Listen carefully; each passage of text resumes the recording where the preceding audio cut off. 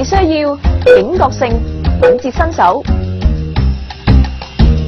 第一招破踏膊摸胸，遇咗啲死佬扮 friend 搭膊，乘機摸胸。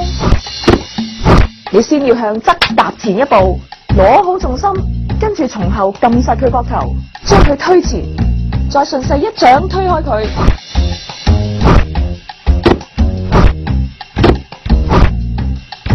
第二招破起踭撞胸，喺人多嘅交通工具入邊，啲痴漢最常用呢招抽水。咁你就要即刻打側身，撞開佢隻手，再踏前一步攞重心，回身一巴車埋去，痛快！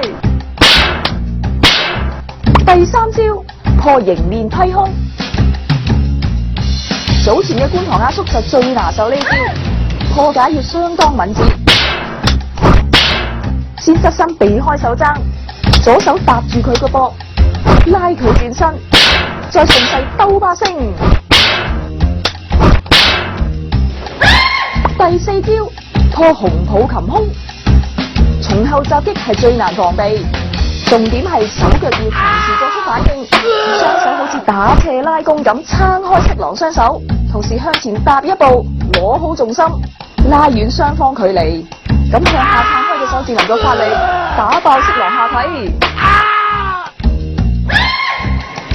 第五招破正面襲胸，遇着呢類微刀連槍嘅招數，先要從中隔開佢雙手，再雙龍出海推開佢。